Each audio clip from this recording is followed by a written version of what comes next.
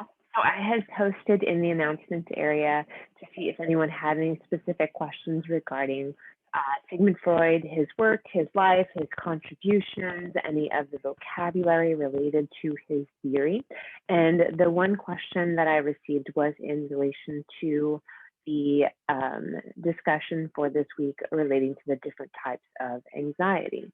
So let me show you what I show my face-to-face classes when we talk about this.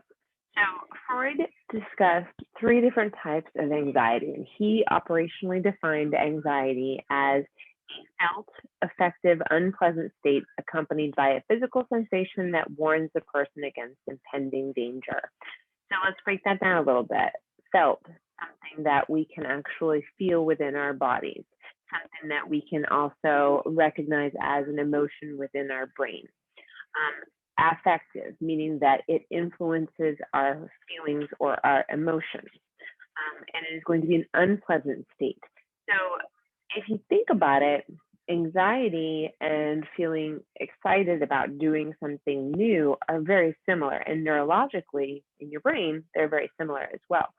But what we know is that anxiety is going to be the unpleasant part, whereas being excited about something new is going to be pleasant perception-wise, okay? And it's going to be anxiety is accompanied by a physical sensation that warns the person against impending danger. So for example, we feel our heart rate increase, or we feel our breathing increase, things like that, okay?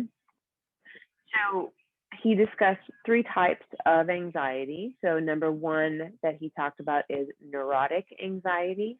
And this is an apprehension about an unknown danger. So for example, if we've been watching a lot of horror movies and we go outside to take the dogs out and a shadow moves and we start to think that it might be the scary person from the movie that we've been watching, that would be an example of a neurotic or an unknown danger that isn't really what we would think of as realistic. So one way to decipher between neurotic and realistic anxiety is, could it really happen? So a realistic anxiety could really happen, whereas the nun from the movie The Nun is not, or whatever that movie is. My son watched it the other day and thought it was scary. Is not going to, come out and try to kill you or possess you or whatever. Okay, so neurotic anxiety is when we have apprehension about things that are unknown or things that maybe really are not that realistic. One example of a neurotic anxiety would be when children start to become afraid of the dark. They don't really know what they're afraid of. They're just afraid of the darkness. They may be afraid of a particular, thinking that something's coming after them or something like that, but at the same time, they can't really verbalize what exactly is coming after them. So that would be neurotic anxiety. Now remember, we're going to experience small amounts of all 3 of these anxieties normally, but if we experience one of them or multiple, often then that's when Freud especially would talk about neuroses or having a neurotic personality. And typically, if a person experiences a lot of these anxiety types and experiences them throughout the day, and it influences their ability to work and to maintain relationships, then we would talk about that as a disordered behavior. But on average, most people feel some sort of anxiety every once in a while. So every once in a while, anxiety is normal, whereas if it influences our ability to work or our ability to maintain relationships, that is typically where we would look at it as a problematic behavior that might be diagnosable as a mental disorder. So the second type that he talked about is moral anxiety. This is basically a conflict between the id and the superego. So remember, the id is the structure that he talked about that really is the pleasure principle. It wants to do all of the fun stuff. I always joke in my classes, this is Cookie Monster wanting to eat all the cookies before Sesame Street made him eat vegetables. Don't even talk to me about that. So whereas the superego, think about like that angel and devil sitting on your shoulder. The superego would be that angel sitting on your shoulder saying, you eat too many cookies, then it's too many calories, and that's bad for your stomach, or that's bad for your waist. Okay. So typically the superego is learned either from family or from our culture, maybe from our church. These are all kind of learned associations of these things are bad, these things are good. And so let's say that I want to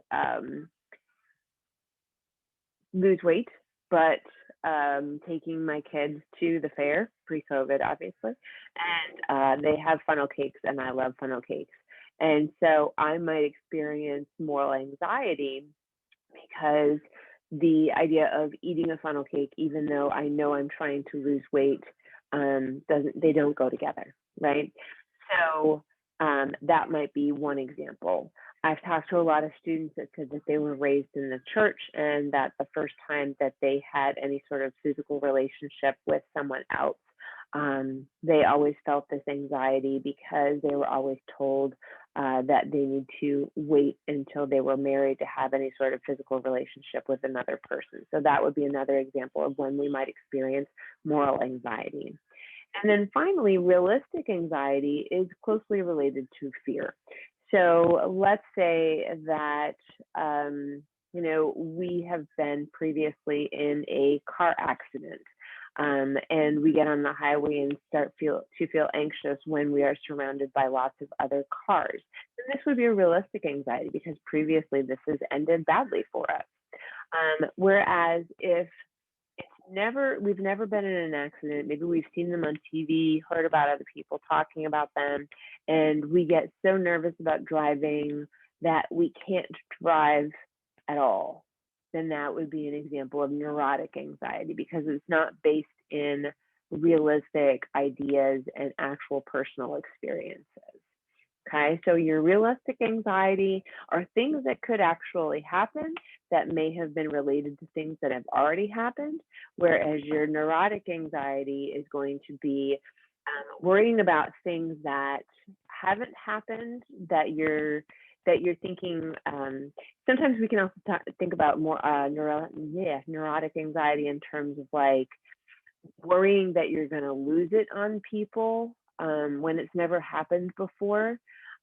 So worrying that you're going to just start screaming and shouting at your boss or your children, even though you've never done that before, that would be an example of neurotic anxiety.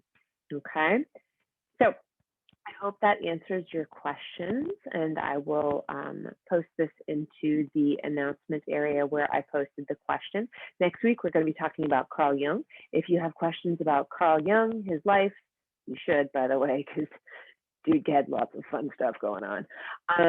And then his life, his work, his theory, post your questions in there. And I will try to do a video next Thursday to talk about Carl Jung and his life.